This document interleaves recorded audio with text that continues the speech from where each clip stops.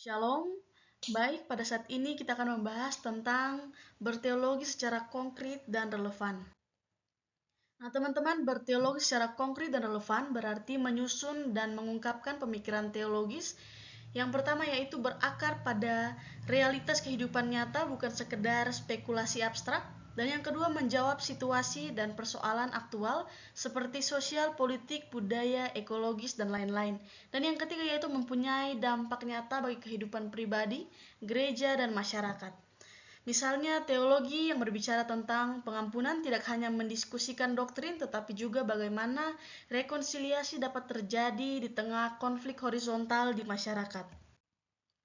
Selanjutnya yaitu peran teologi konstruktif yang membangun teologi yang bermakna. Nah, teman-teman, teologi konstruktif berperan penting dalam membuat teologi menjadi konkret dan relevan, karena yang pertama yaitu bersifat kreatif dan reflektif, bukan hanya mengulang tradisi tetapi membangun pemikiran baru berdasarkan wahyu, pengalaman, dan kebutuhan zaman.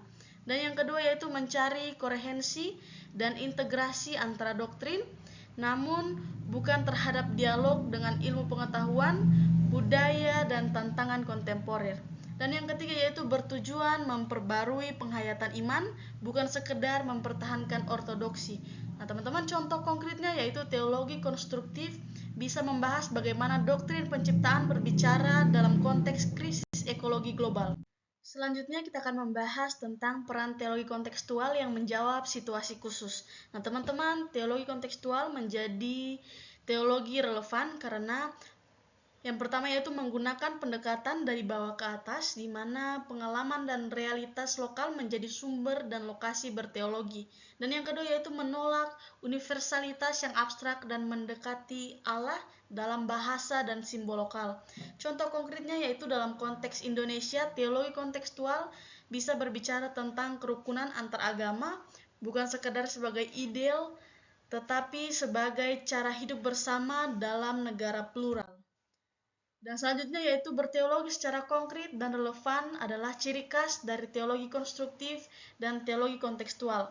Yaitu yang pertama karena teologi konstruktif menyusun ulang doktrin agar bermakna bagi masa kini, dan teologi kontekstual membumikan teologi agar sesuai dengan pengalaman dan realitas lokal.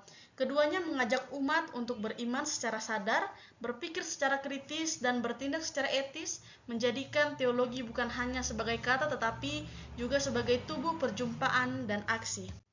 Sekian dari saya, terima kasih.